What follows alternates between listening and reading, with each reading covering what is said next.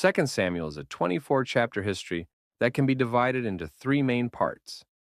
Chapters 1 through 10 are David's ascension to the throne and wars of conquest. Chapters 11 through 20 are David's crime and suffering. And chapters 21 through 24 are David's reign supplement.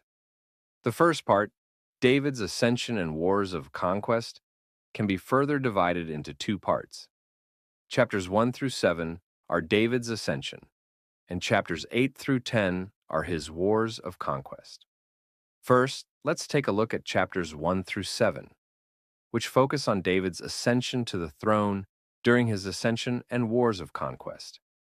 This section includes David's mourning for the deaths of Saul and Jonathan. David is then crowned king of Judah, and the house of David in Judah continues to prosper, and the house of Saul in Israel continues to decline.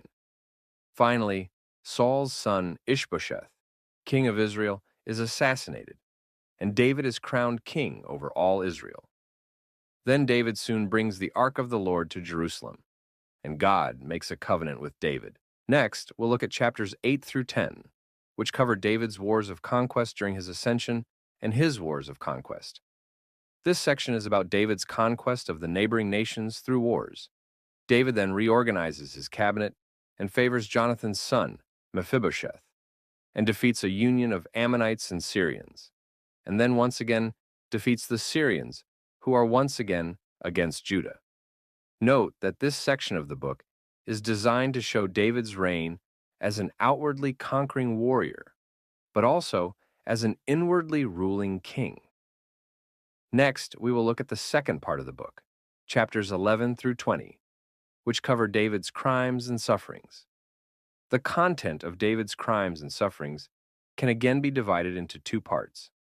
Chapters 11 and 12 are David's crimes, and chapters 13 through 20 are David's sufferings.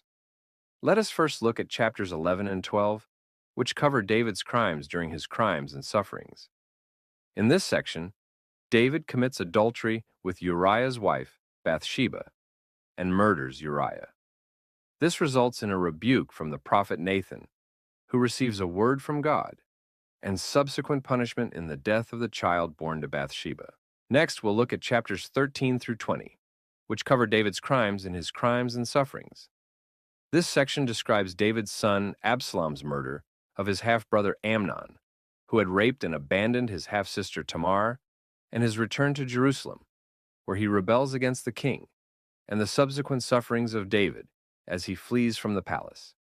Then, Absalom adopts the plot of Hushai, David's secret agent, to pursue David, who is eventually killed, and David returns to the city of David in Jerusalem, followed by the rebellion of Sheba, the son of Bichri, which is suppressed. Next, we will look at the third part of the book, chapters 21 to 24, which covers the early part of David's reign, including the account of the 3 years of famine and his thanksgiving to God for deliverance from the hand of all his enemies, and enumerating and praising the names of David's mighty men who had helped him to establish the kingdom of David. Whereas, in the latter part of his reign, David takes a census, which brings disaster from God.